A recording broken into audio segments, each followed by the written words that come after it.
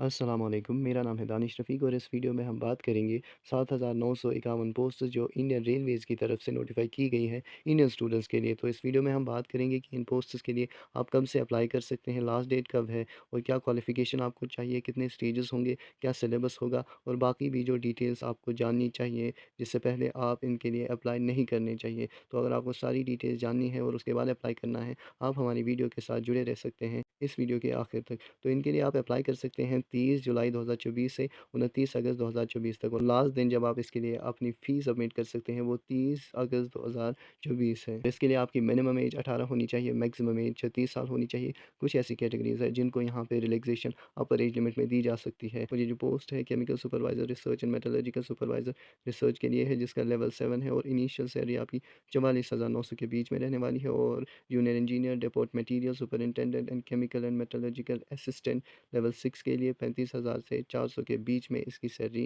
रहने वाली है। और आप इन पोस्ट के लिए कोई भी इनकरेक्ट इन्फॉर्मेशन फिल ना करें। उसके बाद अगर आप सारे स्टेजेस में क्वालिफाई भी करते हैं तो आपको डॉक्यूमेंट वेरिफिकेशन के वक्त रिजेक्ट किया जाएगा on the basis of doing malpractice. So you have to make sure that you are filling correct details which you can prove by means of your documents at the time of document verification process. और आपके पास अगर कोई भी आप किसी भी reserved category से apply कर रहे हैं तो आपके पास वो सर्टिफिकेट होनी चाहिए before the final date of submission of this examination form. यानी जो लास्ट डेट फॉर्म का सबमिशन का है उससे पहले ही आपके पास वो कैटेगरी सर्टिफिकेट होनी चाहिए।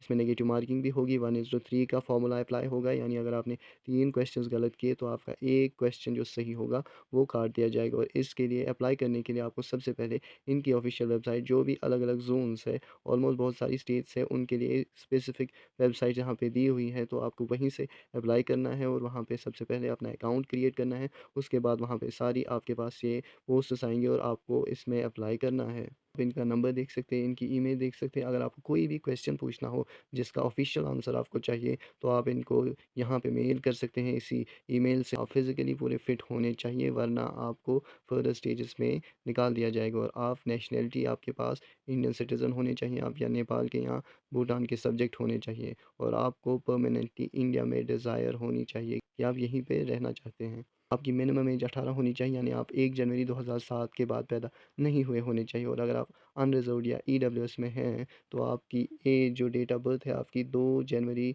1989 से पहले भी नहीं होनी चाहिए। ओबीसी से है 2 जनवरी 1986 से पहले भी नहीं होनी चाहिए। एससी या एसटी से हैं तो 2 जनवरी 1984 से पहले भी नहीं होनी चाहिए। अपर एज लिमिट जो है इसमें थोड़ी रिलैक्सेशन दी जा सकती है, दी गई है, लेकिन लोअर एज लिमिट जो है उसमें कोई भी रिलैक्सेशन नहीं दी जाएगी। एससी एसटी को 5 साल की रिजर्वेशन, ओबीसी को 3 साल की, एक्स सर्विसमैन को 3 साल की, जो डिफरेंट कैटेगरीज़ के एक्स सर्विसमैन हैं, कोई ओबीसी से कोई एससी से, तो उनको वहाँ पे भी थोड़ी एक्स्ट्रा मिलती है।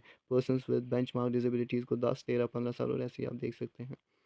और अगर आप जनरल कैंडिडेट हैं तो आपको फर्स्ट स्टेज के लिए 500 की फ़ी देनी पड़ेगी और इन्हीं की ऑफिशियल वेबसाइट है, वहीं से आपको फ़ी पे करनी है और कोई भी मोड फ़ी पे करने का नहीं है। अगर आपने कोई भी डिटेल गलत फिल करी उसके बाद आप कैंसिल करना चाहते हैं तो फ़ी आपको रिफ़ंड नहीं होगी। How ever you can apply from new application, तो आपको नई एप्लीकेशन फ़िल करनी पड़ेगी। वहाँ पे डिटेल्स अच्छे से करेक्ट डिटेल्स फिल करनी होगी और आप फिर से फ़ी पे करेंगे तभी आपका जो एप्लीकेशन आईडी है वो बनेगा और आप एप्लीकेशन फिर तभी अप्लाई कर सकते हैं एप्लीकेशन के लिए। तो फ़ी तो रिफ़ंड किसी भी सूरत में आपको नहीं होगी।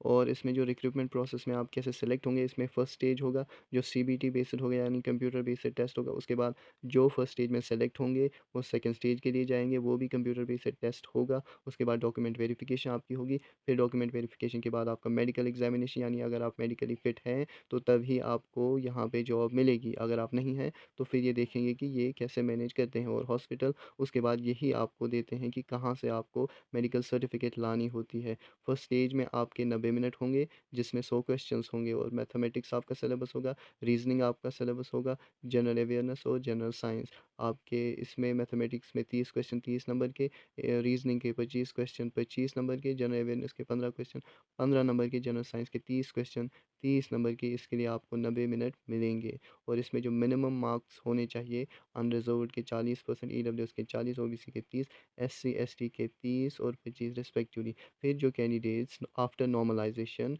When they do normalisation in CBT, many candidates get extra marks, those whose shifts have been or whose shifts will be tougher than the average shifts, which would have been not so tougher, which would be easier shifts। तो जिनके shifts में कुछ questions tough आए होंगे, जहाँ पे average marks कम होंगे as compare to some other day when the examination would have been easy to moderate level, and on that day when students on an average level would have scored more marks, तो उतना जो difference निकलता है वही फिर आपके extra marks उन लोगों को दिए जाते हैं जिनके शिफ्ट्स में थोड़े मार्क्स कम होते हैं और जिनका शिफ्ट थोड़ा टफर माना जाता है। तो नॉर्मलाइजेशन के बाद आपकी सिलेक्शन स्टेज 2 में होगी। इसमें आपको 2 घंटे होंगे, 150 क्वेश्चंस होंगे।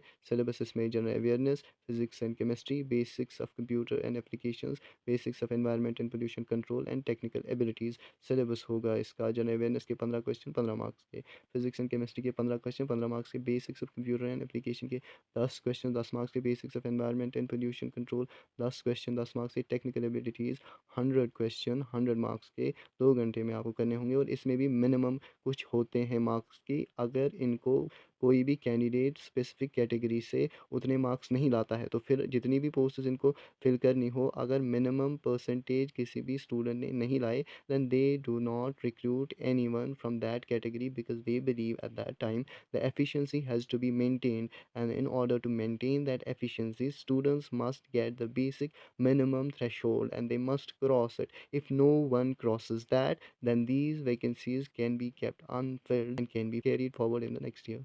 अगर आपके पास ये सारी क्वालिफ़िकेशंस है, 3 इयर्स डिप्लोमा इन इंजीनियरिंग और bachelors degree in engineering technology, तो आप इसके लिए अप्लाई कर सकते हैं। BSc in chemistry and physics, तब भी आप अप्लाई कर सकते हैं। या डिग्री आपके पास केमिकल टेक्नोलॉजी में है, या डिग्री आपके पास मेटलर्जिकल इंजीनियरिंग में है। और अगर ये यहाँ पे हम आपको दिखाएँ स्पेसिफ़िकली, आपके पास अगर mechanical engineering, production engineering, automobile engineering, mechatronics engineering etcetera, तो इन सब क्वालिफ़िकेशंस के साथ आप इसके लिए अप्लाई कर सकते हैं। तो मुझे लगता है जितनी इन्फॉर्मेशन एक स्टूडेंट को जाननी ज़रूरी थी उतनी हमने दे दी है। और यहाँ पे आप देख सकते हैं स्पेसिफिक जोन्स के लिए वेबसाइट्स दी गई हैं। आप इसका स्क्रीनशॉट लेके अपने जोन की वेबसाइट देख के वहाँ से अप्लाई कर सकते हैं।